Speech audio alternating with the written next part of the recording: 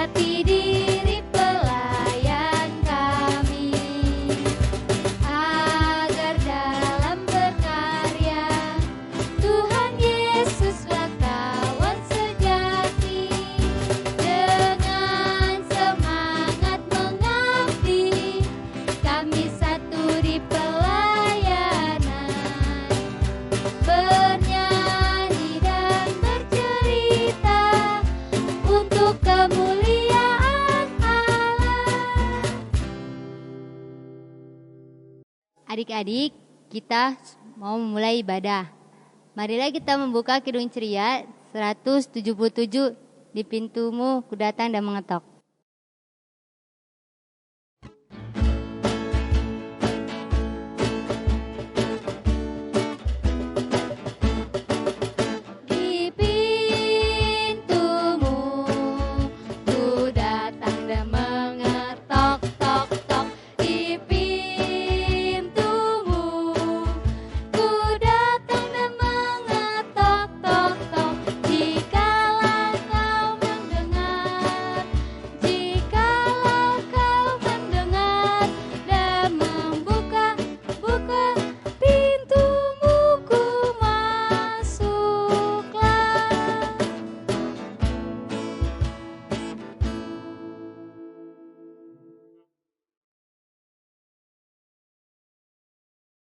Sekarang kita lipat tangannya, tutup matanya, kita satu dalam doa.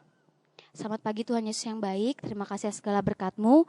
Sekarang ini kami mau mulai ibadah, kiranya Engkau berkati ibadah ini dari awal, pertengahan hingga akhir. Terima kasih Tuhan, amin. Nah adik-adik, sekarang kita mau nyanyi dari Kidung Ceria 235, Aku Percaya.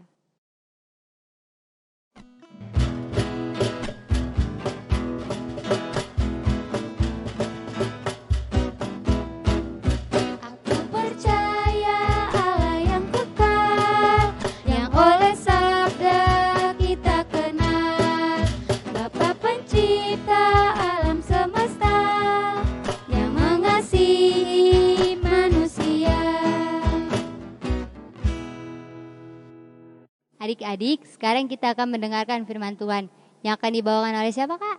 Kak Reni.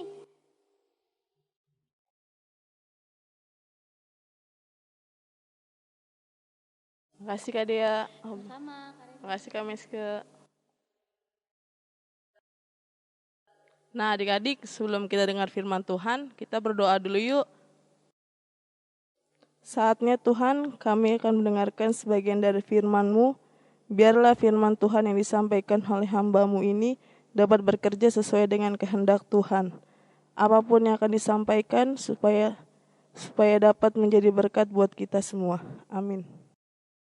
Nah adik-adik, kita buka dari Kisah Para Rasul 28 ayat 17 sampai 29 yang berbunyi, 3 hari kemudian Paulus memanggil orang-orang terkemuka bangsa Yahudi, dan setelah mereka berkumpul, Paulus berkata, Saudara-saudara, meskipun aku tidak berbuat kesalahan terhadap bangsa kita atau terhadap adat istiadat nenek moyang kita, namun aku ditangkap di Yerusalem dan diserahkan kepada orang-orang Roma. Setelah aku diperiksa, mereka bermaksud melepaskan aku, karena tidak terdapat suatu kesalahan pun padaku yang setimpal dengan hukuman mati. Akan tetapi orang-orang Yahudi menentangnya, dan karena itu terpaksalah aku naik banding kepada Kaisar, tetapi bukan dengan maksud untuk mengadukan bangsaku. Itulah sebabnya aku meminta supaya aku melihat kamu dan berbicara dengan kamu, sebab justru karena pengharapan Israel lah aku diikat dengan belenggu ini. akan tetapi mereka berkata kepadanya, Kami tidak menerima surat-surat dari Yudea tentang engkau. Dan juga tidak seorang pun dari saudara-saudara kita datang memberitakan apa-apa yang jahat mengenai engkau. Tetapi kami ingin mendengar dari engkau bagaimana pikiranmu. Sebab tentang Mazhab ini kami tahu bahwa di mana-mana pun ia mendapat perlawanan. Lalu mereka menentukan suatu hari untuk Paulus. Pada hari yang ditentukan itu, datanglah mereka dalam jumlah besar ke tempat tumpangannya. Ia menerangkan dan memberi kesaksian kepada mereka tentang kerajaan Allah, dan berdasarkan hukum Musa dan kitab para nabi, ia berusaha meyakinkan mereka tentang Yesus. Hal itu berlangsung dari pagi sampai sore. Ada yang dapat diyakinkan oleh perkataannya, ada yang tetap tidak percaya. Maka bubarlah pertemuan itu dengan tidak ada kesesuaian di antara mereka. Tetapi Paulus masih mengatakan perkataan yang satu ini. Tepatlah firman yang disampaikan Roh Kudus kepada nenek moyang kita dengan perantaraan Nabi Yesaya. Pergilah kepada bangsa ini dan katakanlah, kamu akan mendengar dan mendengar, namun tidak mengerti. Kamu akan melihat dan melihat, namun tidak menangkap. Sebab hati bangsa ini telah menebal, dan telinganya berat mendengar, dan matanya melekat tertutup, supaya jangan mereka melihat dengan matanya, dan mendengar dengan telinganya, dan mengerti dengan hatinya, lalu berbalik, sehingga aku menyembuhkan mereka. Sebab itu, kamu harus tahu bahwa keselamatan yang daripada Allah ini disampaikan kepada bangsa-bangsa lain, dan mereka akan mendengarnya. Dan setelah Paulus berkata demikian, pergilah orang-orang Yahudi itu dengan banyak perbedaan paham antara mereka. Nah adik-adik, dengarkan cerita yang berikut ini ya. Dul dan Ali sedang berduka cita. Ayah mereka baru saja meninggal. Ali yang berhati lembut tiap hari berdoa agar ia bisa hidup seperti ayahnya. Hidup sebagai seorang yang dikenal, baik hati dan mulia. Lain halnya dengan Dul, ia hanya sebentar saja bersedih. Hari berikutnya, ia sudah kembali berdagang dan mengumpulkan uang.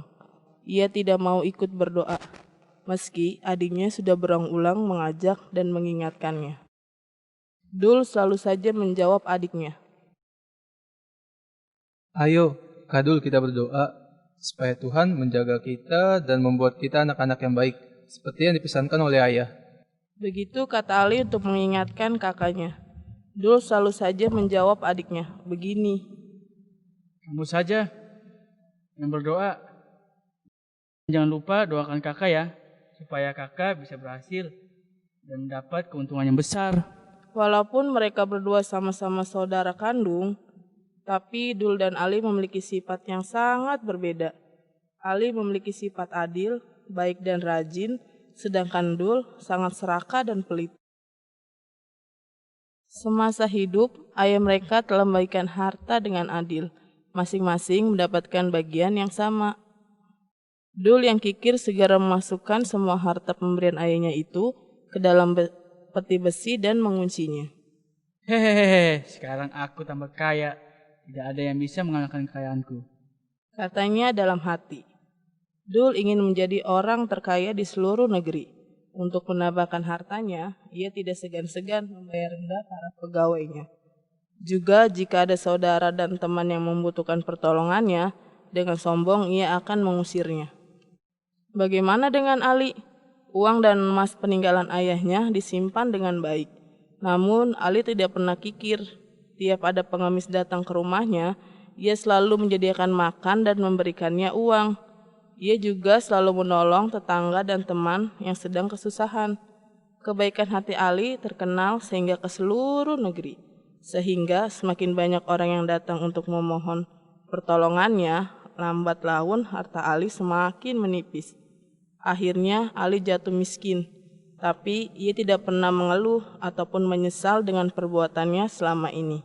Ia hidup bahagia meskipun harus bekerja keras dan memenuhi kebutuhan hidupnya. Melihat keadaan adiknya, Dul hanya tertawa. Awas, jangan pernah berhutang padaku atau meminta bantuanku. Aku tak sudi menolongmu. Katanya suatu saat. Mendengar ucapan kakaknya, Ali hanya tersenyum. Suatu hari, Ali sedang duduk di depan rumahnya. Tiba-tiba jatuhlah seekor burung kecil di kakinya. Burung itu tidak bisa terbang, rupanya sayapnya patah. Kasian sekali, aku akan mengobatimu. Ali segera mengangkat burung kecil itu dan mengobatinya. Ali benar-benar baik hati, tidak hanya pada manusia, pada hewan pun ia menunjukkan kebaikannya. Ia merawat dan memberi makan burung itu dengan penuh kasih sayang. Berapa hari kemudian, burung itu telah sembuh dan dapat terbang kembali. Lalu burung itu meninggalkan Ali sambil mencicit-cicit seolah berpamitan. Ali lega, ia senang burung itu pulih kembali. Sebelum pergi, burung itu memberikan sebuah biji pada Ali. Sepertinya biji itu adalah ucapan terima kasihnya pada Ali.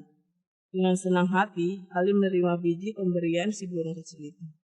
Ali menanam biji itu di kebun samping rumahnya. Ternyata biji itu adalah biji semangka. Wah, jika buahnya banyak, aku bisa menjualnya ke pasar. Demikian Ali dalam hati. Tapi aneh, meskipun pohon semangka itu berbunga banyak, buahnya hanya satu. Ukuran buah semangka itu luar biasa besarnya. Bisa dibilang ini dengan semangka raksasa, karena semangka itu menebarkan bau yang harum. Ali memutuskan untuk segera memanennya. Buah semangka itu berat sekali. Dengan usaha keras, ia membawa semangka itu ke dapur. Ia membelah semangka itu menjadi dua. Sepertinya semangka ini lezat. Katanya. Tapi apa yang terjadi? Daging buah semangka itu tidak berwarna merah seperti pada umumnya, tapi kuning seperti emas. Butiran-butiran pasir berwarna kemasan tumpah dari dalam semangka itu. Ali jadi syok. Ia pun melompat mundur. Apa ini? Semangka kok seperti ini? Jeritnya kaget dengan keajaiban yang terjadi di depannya. Setelah rasa kagetnya reda, ia mendekati semangka itu. Diperiksanya butiran-butiran tersebut. Ternyata butiran-butiran dari dalam semangka itu adalah emas. Ali langsung berlutut mengucap syukur pada Tuhan atas berkat yang ia terima. Hidup Ali pun berubah. Ia membeli rumah yang lebih besar dengan kebun yang luas. Siapapun boleh datang dan makan di rumahnya.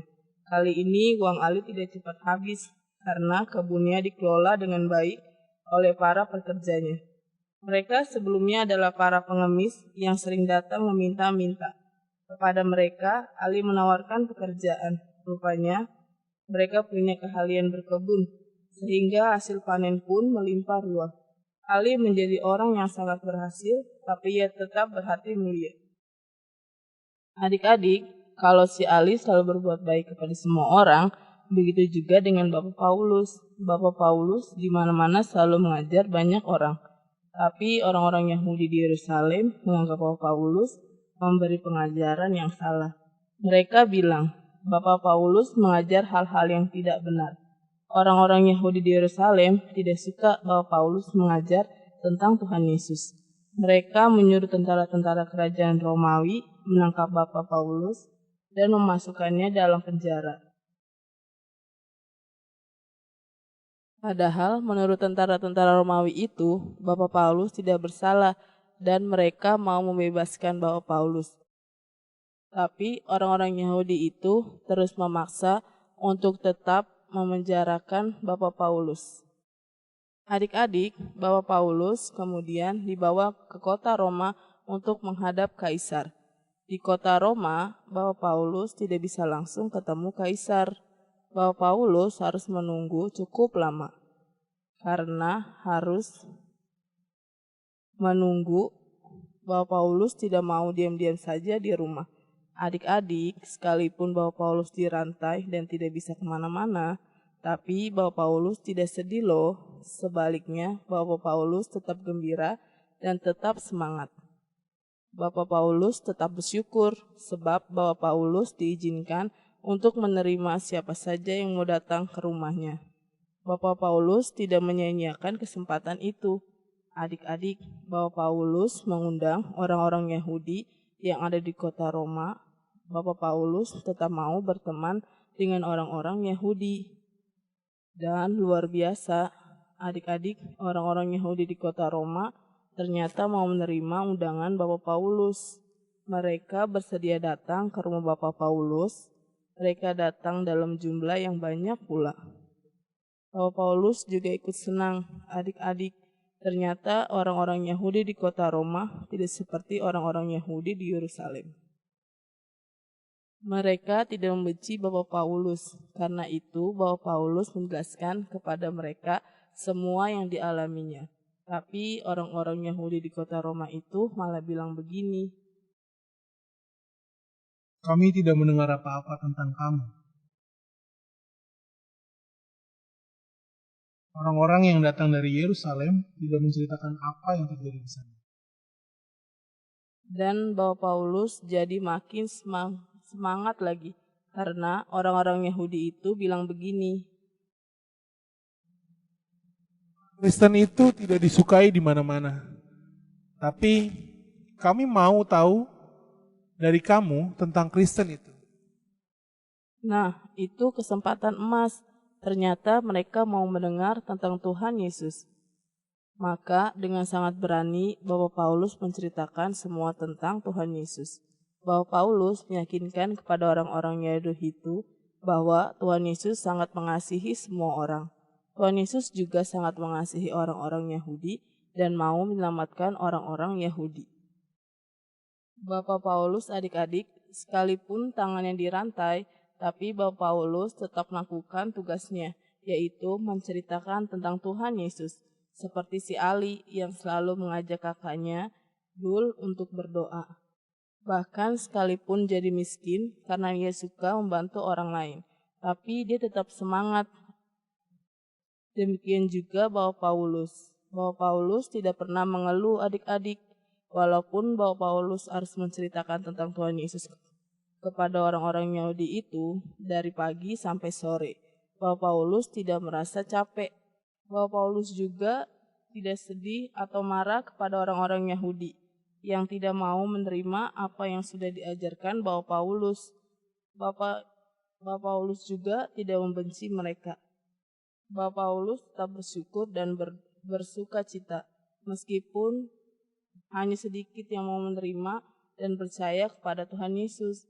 Sebagai juru selamat mereka, Bapak Paulus tidak tertarik dengan jumlah yang banyak.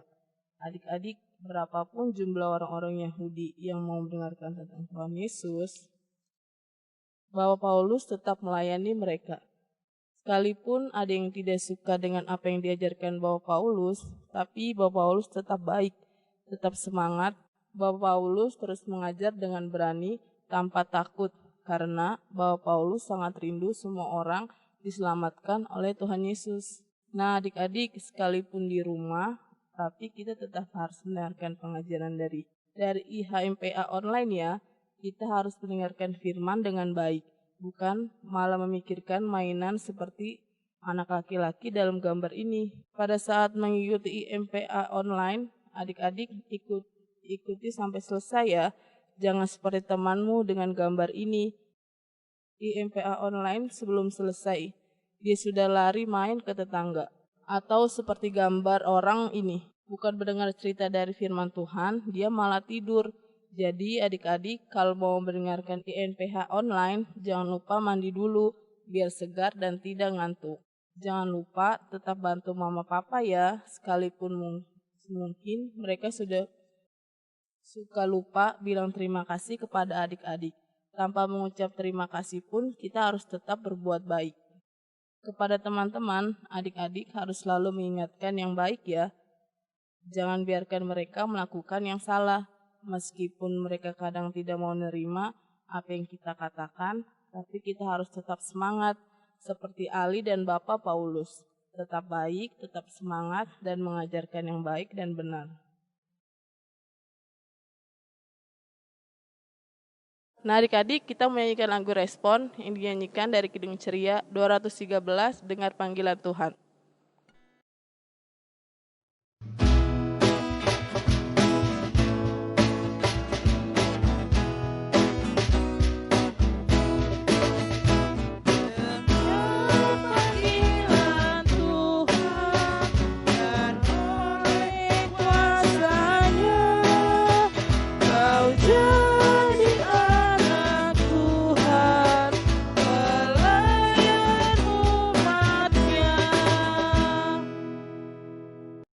Nah adik-adik, kita mau doa syafaat. Mari kita berdoa. Bapa yang baik, terima kasih atas berkat yang Kau berikan kepada kami. Kami berdoa khususnya bagi bangsa dan negara kami, bangsa di mana kami tinggal, kiranya Engkau lindungi bangsa kami dan negara kami. Dan tidak lupa juga mendoakan Presiden dan Wakil Presiden. Kami juga berdoa untuk anak-anak sekolah minggu kami dimanapun berada. Dan kami pun berdoa untuk gereja dan pelayanan kami. Inilah doa yang telah diajarkan kepada kami. Bapa kami yang di sorga, dikuduskanlah namamu, datanglah kerajaanmu, jadilah kehendak-Mu di bumi seperti di sorga. Berikanlah kami pada hari ini makanan kami yang secukupnya, dan ampuni kami akan kesalahan kami, seperti kami juga mengampuni orang yang salah pada kami. Dan janganlah membuat kami dalam percobaan, tapi lepaskanlah kami daripada yang jahat.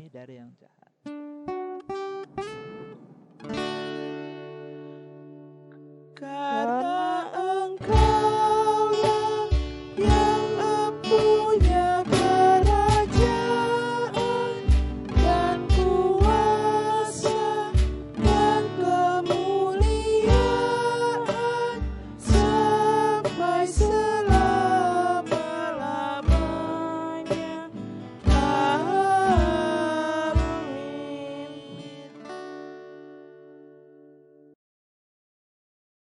Adik-adik, sekarang kita mau memberikan persembahan. Sebelum itu siapin dulu uang persembahannya, siapin juga amplopnya. Kita nyanyi dari Kidung Ceria 264, Tuhan betapa banyaknya.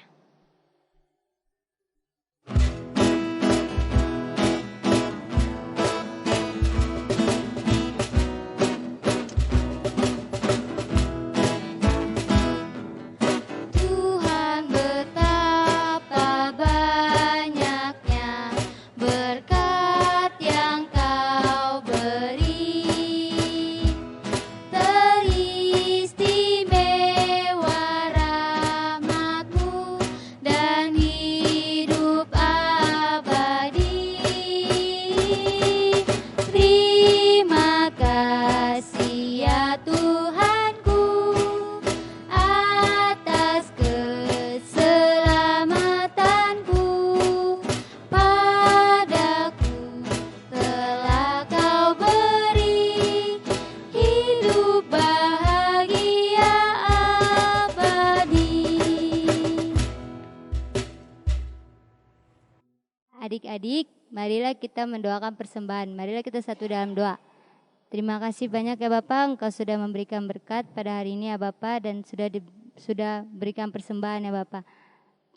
Persembahan ini dipergunakan bagi gereja dan pelayanan kami ya Bapak. Terima kasih Tuhan Yesus, haleluya, amin. Adik-adik, waktunya kita mengerjakan aktivitas. Aktivitas buat anak TK yaitu mewarnai. Yang bagus ya adik-adik. Nah, untuk aktivitas anak kecil yaitu menarik garis. Nanti ada kalimatnya, terus ada gambarnya, ntar tinggal dicocokkan. Terus untuk tanggung yaitu melengkapi huruf-huruf acak nanti menjadi satu kata. Selamat mengerjakan. Adik-adik, kita sudah di penghujung ibadah. Marilah berdiri, kita menyanyikan Kidung Ceria 271, Cintakan Yesus.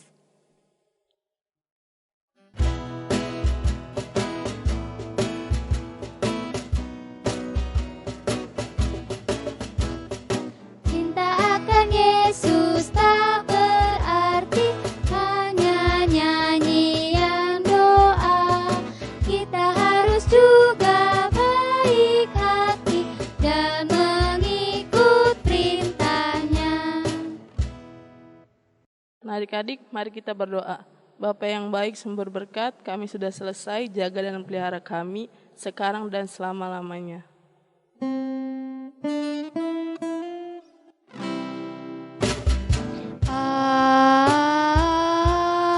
Amin, amin,